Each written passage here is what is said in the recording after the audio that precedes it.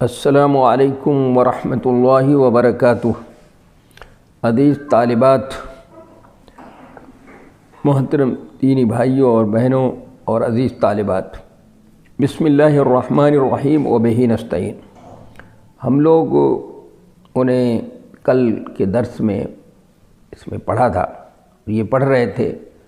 جو امام بخاری رحمۃ اللہ علیہ کا 50واں ترجمۃ الباب ہے، باب الحیاء فی العلم، کہ حصول علم میں حیا کرنے کا حکم کیا ہے، یہ حیا درست ہے یا نہیں ہے۔ تو حیا کی دو قسمیں بتائی تھی۔ حیا تو ایک تو ایمان کا جز ہے اور حصہ ہے، اس سے پہلے کتاب الایمان میں یہ بات آ چکی ہے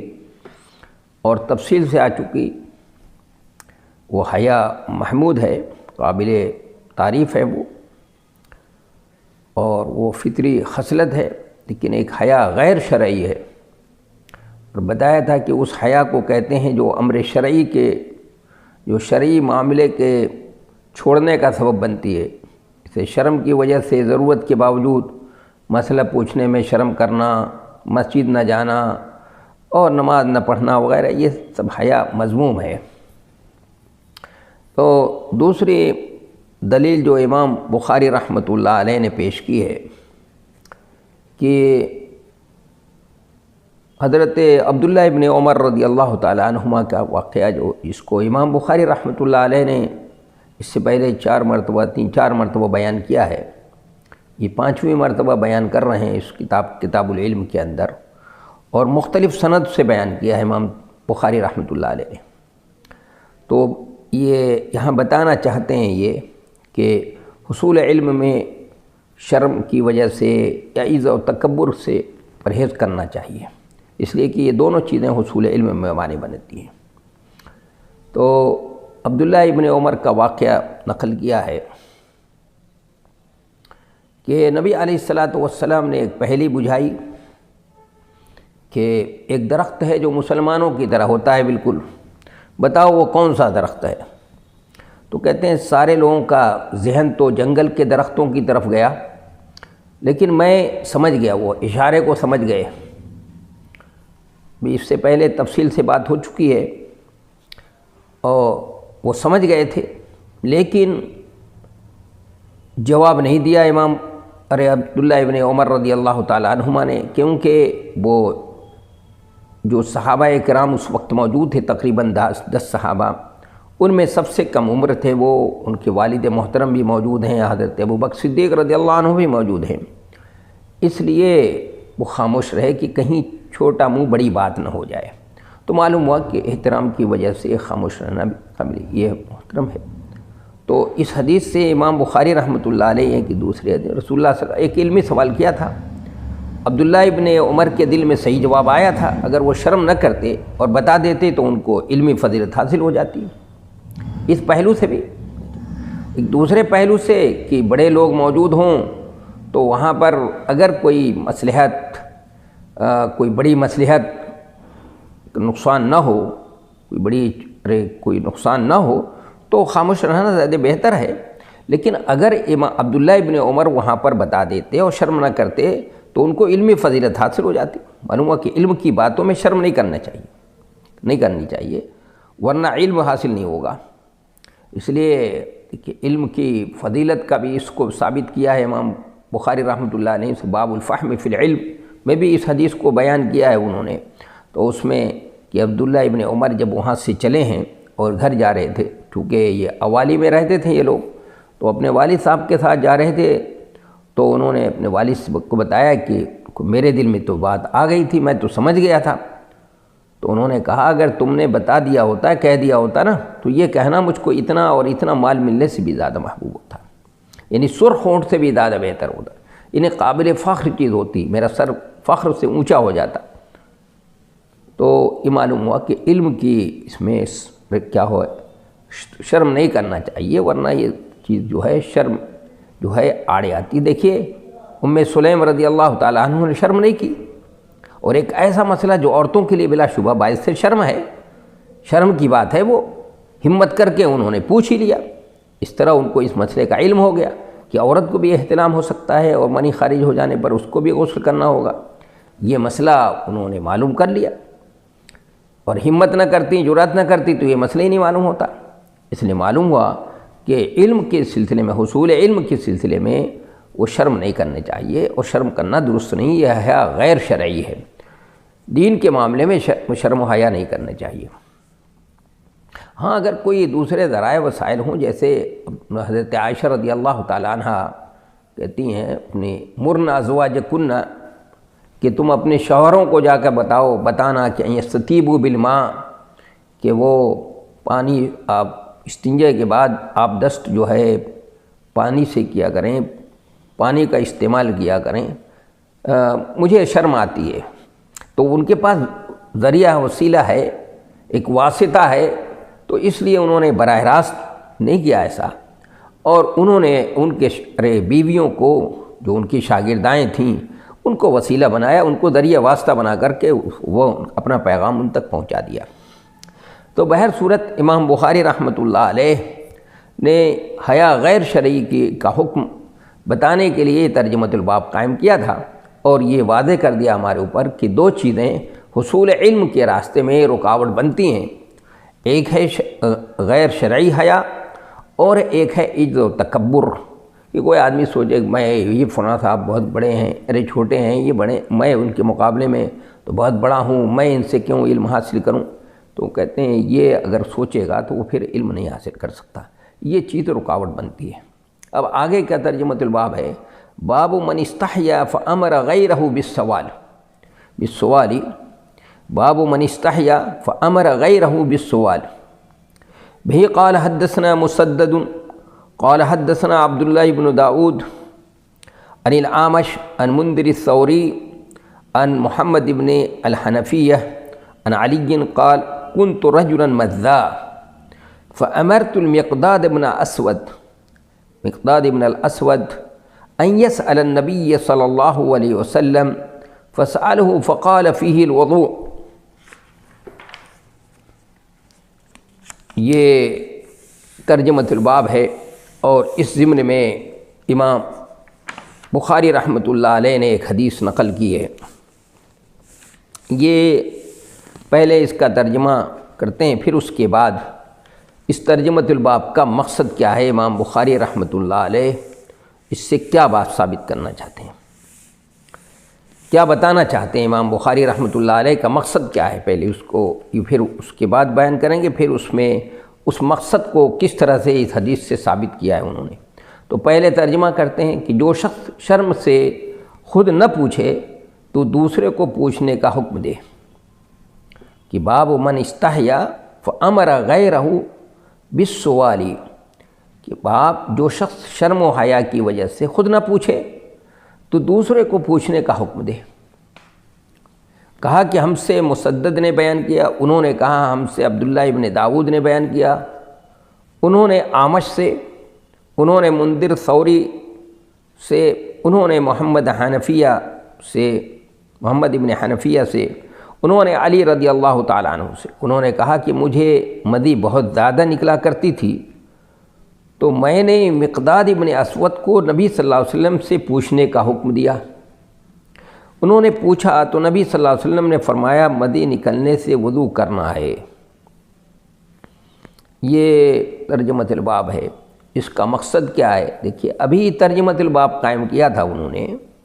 کہ حیا غیر شرعی جو ہے یہ صحیح نہیں ہے، درست علم کے میدان، علم کے راستے میں، اور یہ علم حصول علم میں بہت بڑی رکاوٹ بنتی ہے، تو اس لیے فوراً یہ امام بخاری رحمۃ اللہ علیہ نے یہ ترجمۃ الباب قائم کیا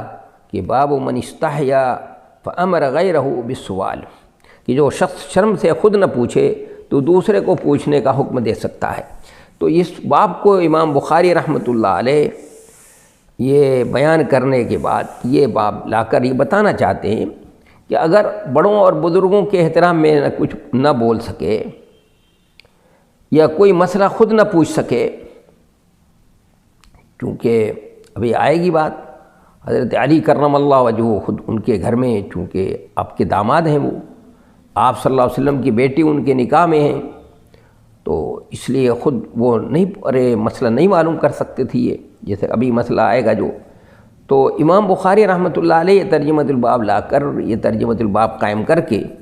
یہ بتانا چاہتے ہیں کہ اگر بڑوں اور بزرگوں کے احترام میں نہ بول سکے یا کوئی مسئلہ خود نہ پوچھ سکے تو ایسی صورت میں چپکے سے ایسا کرے کہ اپنے کسی ساتھی کو بتا دے، اپنے ساتھی سے کہہ دے کہ وہ پوچھ لے، اور وہ خود بھی مجلس میں موجود ہو تو وہ خود بھی سن لے گا اس کا جواب. تو اس طرح بڑوں کا احترام بھی ہو جائے گا اور علم بھی حاصل ہو جائے گا. تو حضرت علی کرم اللہ وجہہ نے اسی پر عمل کیا ہے. ابھی آئے گی بات، حدیث میں آ رہی ہے بات وہ کہ یہ ترجمۃ الباب کا مقصد ہوا، چونکہ ابھی بات آئی تھی کہ حیا غیر شرعی جو ہے وہ جائز نہیں ہے، درست نہیں ہے. لیکن اگر کوئی نہیں پوچھ رہا ہے بڑوں اور بزرگوں کی وجہ سے، خود نہیں براہ راست نہیں پوچھ سکتا ہے، نہیں معلوم کر سکتا ہے مسئلہ، یا علم کی بات نہیں معلوم کر سکتا، تو دوسروں کے ذریعے سے کیا کر لے، اس کو معلوم کر لے، تو بڑے کا احترام بھی ہو جائے گا اور کیا ہوگا، ایک علم مسئلہ بھی معلوم ہو جائے گا. اس طرح سے تو اس طرح سے اس کی ایک سبیل نکال دی، ایک راستہ نکال دیا ہے. تو دیکھیے اس میں حدیث نقل کی ہے کہ حضرت علی رضی اللہ تعالیٰ عنہ، محمد ابن حنفیہ جو ان کے صاحبزادے ہیں، حنفیہ کے بطن سے پیدا ہوئے تو محمد ابن حنفیہ، اس لیے انہی کی طرف منسوب ہیں یہ. انہوں نے تعلیف سے روایت رضی اللہ عنہ سے روایت کیا، انہوں نے کہا مجھے مزی بہت زیادہ نکلا کرتی تھی، مزی جو ہے بہت زیادہ نکلا کرتی تھی. یہ ہے مزی خارج ہونے سے وضو ابھی ہوتا ہے، غسل واجب نہیں ہوتا، کیا ہوتا ہے، مزی کے بارے میں یہ چونکہ بہت زیادہ ان سے نکلا کرتی تھی، تو اس لیے وہ رجلاً مذا کہا ہے، مبالغہ کا صیغہ استعمال کیا، کثیر مزی، یعنی وہ سفید لیس دار پانی ہے جو شہوت کے وقت انسان کے ذکر سے خارج ہوتا ہے پانی، اس کو مزی کہتے ہیں. تو اس کا حکم معلوم کرنا ہے. تو کہہ رہے ہیں کہ حضرت علی کرم اللہ وجہہ کہتے ہیں کنت رجلا مذا، بہت زیادہ مبالغے کا صیغہ اس طرح. فامرت المقداد بن الاسود ان يسأل النبی صلی اللہ علیہ وسلم فسأله فقال فيه الوضوء. تو یہ مسئلہ معلوم کیا ہے. تو چونکہ نبی صلی اللہ علیہ وسلم کی شہزادی ابھی میں نے بتایا تھا حضرت علی کے نکاح میں تھیں، اس لیے شرم کی وجہ سے انہوں نے خود نہیں پوچھا، مقداد ابن اسود کو پوچھنے کا حکم دیا کہ آپ پوچھ لیں. نسائی کی روایت سے معلوم ہوتا ہے کہ مقداد ابن اسود نے جب رسول اللہ صلی اللہ علیہ وسلم سے سوال کیا تھا اور جس مجلس میں کیا تھا تو اس وقت مجلس میں حضرت علی کرم اللہ وجہہ بھی موجود تھے. تو اس میں نبی علیہ الصلاۃ والسلام نے اپنا حکم فرمایا کہ آپ نے فرمایا فسألہ فقال فیہ الوضوء، تو آپ نے فرمایا کہ مدی نکلنے سے وضو کرنا ہے، یعنی خارج ہونے سے وضو واجب ہوتا ہے، غسل واجب نہیں ہوتا، یعنی ناقض وضو ہے، وہ ناقض وضو ہے. تو فأمر غیرہ، اس سے پہلے آیا ہے، اس سے پہلے والے باب میں ابن عمر کی حدیث گزری ہے، انہوں نے حیا کی وجہ سے نہیں بتایا کہ وہ کھجور کا درخت ہے، جس کی وجہ سے حضرت عمر کو افسوس ہوا، اور ابن عمر کی وہ فضیلت بھی فوت ہوئی جو بتانے کی صورت میں حاصل ہوتی. اس لیے امام بخاری رحمۃ اللہ علیہ یہ باب قائم کر کے یہ بتانا چاہتے ہیں کہ اگر بڑوں اور بزرگوں کے احترام میں نہ بول سکے یا کوئی مسئلہ خود نہ پوچھ سکے تو ایسی صورت میں چپکے سے اپنے کسی ساتھی کو بتا دے کہ وہ پوچھ لے. اس طرح بڑوں کا احترام بھی ہو جائے گا اور علم بھی حاصل ہو جائے گا. حضرت علی کرم اللہ وجہہ نے ایسا ہی کیا. تو اس طرح سے اس حدیث سے انہوں نے امام بخاری رحمۃ اللہ علیہ نے اس حدیث کو لا کر وہ بتا بھی دیا کہ ایک شکل ہے اس کی یہ کہ دوسروں کو چپکے سے کہہ دیا جائے، وہ پوچھ لیں گے اور مسئلہ بھی معلوم ہو جائے گا، ان کا احترام بھی ہو جائے گا بڑوں کا. اب آگے امام بخاری رحمۃ اللہ علیہ نے ترجمۃ الباب قائم کیا، باب ذکر العلم والفتیہ فی المسجد. باب ذکر العلم والفتیہ فی المسجد. بہی قال حدثنا قتیبۃ بن سعید قال حدثنا اللیث بن سعد قال حدثنا نافع مولى عبد الله بن عمر بن الخطاب رضی اللہ عنہما عن عبد اللہ بن عمر ان رجلا قام في المسجد فقال یا رسول اللہ من أين تأمرنا أن نحل؟ فقال رسول اللہ صلی اللہ علیہ وسلم يحل أهل المدینة من ذی الحلیفہ ويحل أهل الشام من الجحفہ ويحل أهل نجد من قرن۔ قرن پڑھیں گے، قرن نہیں پڑھا جائے گا، را کے فتح کے ساتھ پڑھنا صحیح نہیں ہے، من قرن۔ وقال ابن عمر ويزعمون أن رسول الله صلى الله عليه وسلم قال يحل أهل اليمن من يلملم، وكان ابن عمر يقول لم أفقه هذه من رسول الله صلى الله عليه وسلم۔ یہ ترجمۃ الباب ہے اور اس کے ضمن میں یہ حدیث نقل کی ہے۔ تو اس کو پہلے ترجمہ کرتے ہیں، پھر اس کے بعد ترجمۃ الباب کا مقصد سمجھیں گے، پھر جو حدیث امام بخاری رحمۃ اللہ علیہ نقل کی ہے اس میں ایک باتیں سمجھنے کی ہیں، وہ سمجھنے کی کوشش کریں گے۔ پہلے ترجمہ، باب و ذکر العلم والفتیہ فی المسجد، باب مسجد میں علم کی باتیں کرنا اور فتویٰ دینے کا حکم کیا ہے، یہ بتانا چاہتے ہیں۔ یہ ترجمۃ الباب ہے، یعنی یہ ترجمۃ الباب قائم کیا ہے، اس کے پیچھے امام بخاری کا رحمۃ اللہ علیہ کا مقصد کیا ہے، وہ بھی مقصد بھی ابھی آئے گا سامنے۔ باب مسجد میں علم کی باتیں کرنا اور فتویٰ دینا۔ کہا کہ مجھ سے بیان کیا قتیبہ ابن سعید نے، انہوں نے کہا ہم سے بیان کیا لیث ابن سعد نے، انہوں نے کہا ہم سے بیان کیا نافع نے، جو عبداللہ ابن عمر ابن خطاب کے غلام تھے، انہوں نے عبداللہ ابن عمر سے بیان کیا کہ ایک شخص مسجد نبوی میں کھڑا ہوا اور کہا کہ اے اللہ کے رسول صلی اللہ علیہ وسلم، آپ ہمیں کہاں سے احرام باندھنے کا حکم دیتے ہیں؟ چونکہ مدینے سے نکلنے والے تھے وہ لوگ۔ تو رسول اللہ صلی اللہ علیہ وسلم نے فرمایا مدینے والے ذوالحلیفہ سے، جو آبار علی کے نام سے آج مشہور ہے، وہاں پر مسجد بھی بنی ہوئی ہے، شام والے جحفہ سے، وہاں سے نجد والے قرن سے احرام باندھیں۔ عبداللہ ابن عمر کہتے ہیں کہ لوگ کہتے ہیں کہ رسول اللہ صلی اللہ علیہ وسلم نے یہ بھی فرمایا کہ یلملم، یمن والے یلملم سے احرام باندھیں، یہ ہندوستان اور پاکستان والوں کی بھی میقات ہے۔ عبداللہ ابن عمر کہا کرتے تھے کہ میں نے یہ بات کہ یمن والے یلملم سے احرام باندھیں رسول اللہ صلی اللہ علیہ وسلم سے اچھی طرح نہیں سمجھ سکا، یعنی یہ فقرہ آخر کا جو فقرہ ہے میں یہ سمجھ نہیں سکا، تو اب اس سے سمجھ نہیں سکا تو میں نے دوسروں سے معلوم کیا، تو ان سے ان کے غایت درجہ ورع اور احتیاط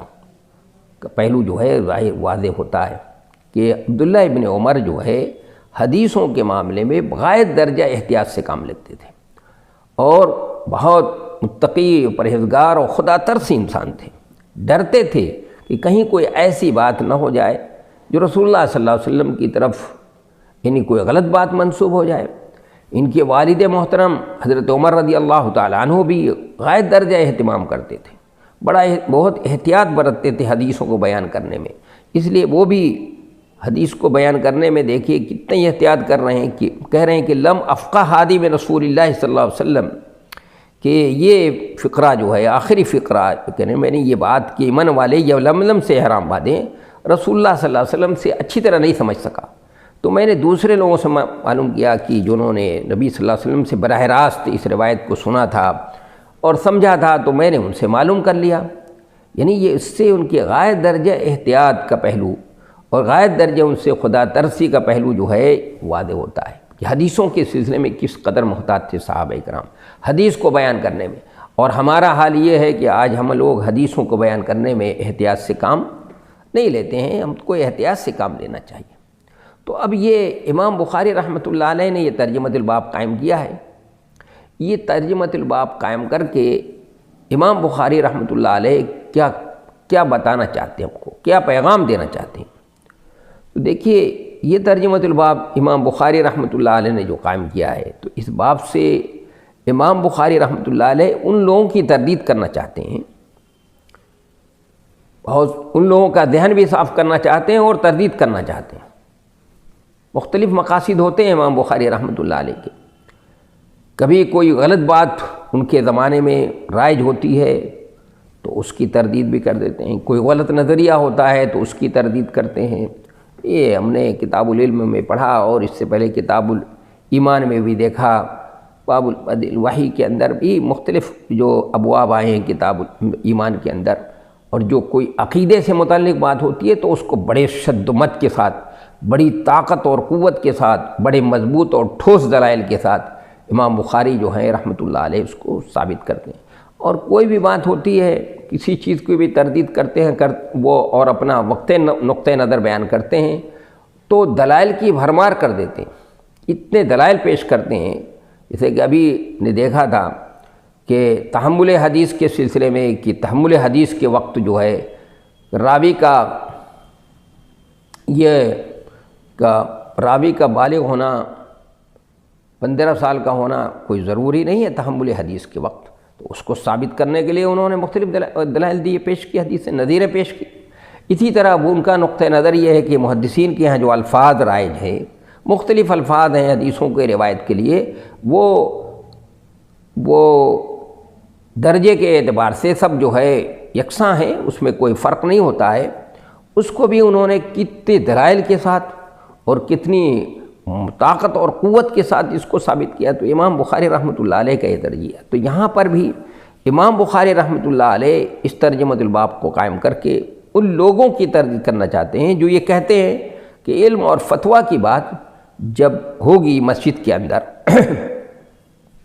تو اس میں بحث تکرار ہوگی اور آواز بھی اونچی ہوگی،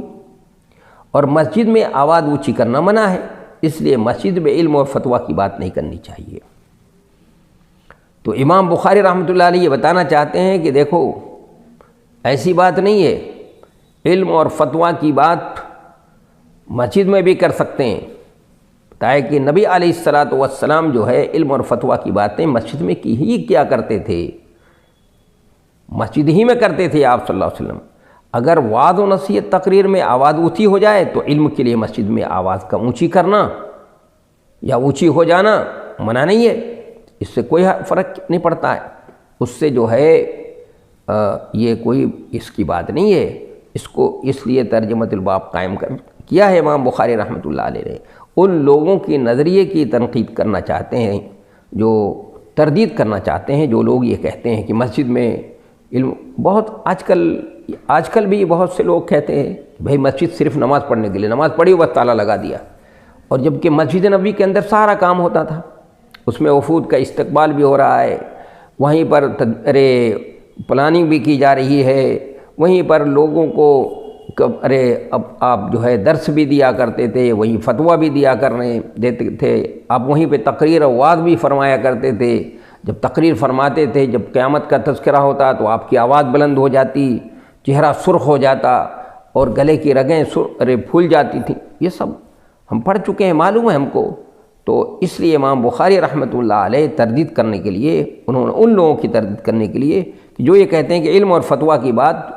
جب ہوگی تو اس میں بحث و تکرار ہوگی اور آواز اونچی ہوگی، اور مسجد میں آواز کو اونچی کرنا منع ہے، اس لیے مسجد میں علم اور فتویٰ کی بات نہیں کرنی چاہیے۔ تو امام بخاری کہتے ہیں نہیں، اس میں کوئی حرج کی بات نہیں ہے، اور انہوں نے نظیر پیش کی ہے۔ کیا نظیر پیش کی؟ کہ اب یہ عبداللہ ابن عمر یہ ہیں کہ انہوں نے عبداللہ ابن عمر سے بیان کیا کہ ایک شخص مسجد نبوی میں کھڑا ہوا، ان کا نام کا پتہ نہیں چلا کہ کون تھے، وہ مسجد میں کھڑا ہوا اور کہا کہ اے اللہ کے رسول صلی اللہ علیہ وسلم، آپ ہمیں کہاں سے احرام باندھنے کا حکم دیتے ہیں؟ تو رسول اللہ صلی اللہ علیہ وسلم نے فرمایا کہ مدینے والے ذوالحلیفہ سے، یعنی چونکہ مدینے سے اب کچھ کرنے جا رہے ہیں، عمرہ کرنے جا رہے ہیں، تو احرام کہاں سے باندھیں گے؟ تو آپ نے فرمایا ذوالحلیفہ سے، یعنی جو آبار علی ہے وہاں پر اس وقت مسجد بنی ہوئی ہے، مدینے والوں کی میقات ہوئی ہے، شام والے جحفہ سے، نجد والے قرن سے، یہ میقات ہیں ان کی، نجد والوں کی، احرام باندھیں۔ عبداللہ ابن عمر کہتے ہیں کہ لوگ کہتے ہیں کہ رسول اللہ صلی اللہ علیہ وسلم نے یہ بھی فرمایا تھا اس حدیث میں کہ یمن والے یلملم سے احرام باندھیں گے، یلملم جو ہے یمن والوں کی میقات ہے، اور یہی میقات ہم لوگوں کی بھی ہے، ہندوستان اور پاکستان کے لوگوں کی جو ادھر سے اس خطے کی طرف سے جاتے ہیں جتنے لوگ بھی۔ تو عبداللہ ابن عمر کہا کرتے تھے کہ میں نے یہ بات کہ یمن والے یلملم سے احرام باندھیں، رسول اللہ صلی اللہ علیہ وسلم سے اچھی طرح میں سمجھ نہیں سکا، میں اس کو سمجھ نہیں سکا، تو میں نے پھر دوسرے لوگوں سے اس کو معلوم کیا، اس کی تحقیق کی۔ اس سے میں نے ابھی بتایا تھا کہ اس سے حضرت عبداللہ ابن عمر کی احتیاط کے غایت درجہ احتیاط کی بات معلوم ہوتی ہے کہ حدیث کے سلسلے میں بہت محتاط تھے وہ، اور ان سے ان کی خدا ترسی اور ان کے تقوی اور زہد و تقوی کا بھی پتہ چلتا ہے۔ تو ہم لوگوں کو بھی چاہیے کہ حدیثوں کے احتیاط میں جو ہے، حدیثوں کے سلسلے میں احتیاط کریں۔ تو یہ نظیر پیش کر کے امام بخاری رحمۃ اللہ نے پیش کیا، نبی صلی اللہ علیہ وسلم دیکھیے فتویٰ آپ سے معلوم کیا گیا اور آپ نے وہیں پر فتویٰ بتا دیا، آپ سے علم کی بات معلوم کی گئی، فتویٰ پوچھا گیا، آپ نے مسجد کے اندر بتایا۔ اور نبی صلی اللہ علیہ وسلم مسجد ہی کے اندر، مسجد نبوی ہی میں کیا کرتے تھے، درس دیا کرتے تھے۔ اس لیے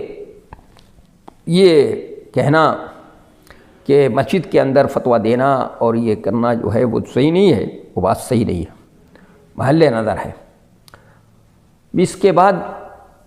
امام بخاری رحمۃ اللہ علیہ نے کتاب العلم کا جو ہے یہ آخری باب ہے جو انہوں نے امام بخاری رحمۃ اللہ علیہ نے قائم کیا ہے، یہ ہے باب من اجاب السائل باکثر مما سألہ،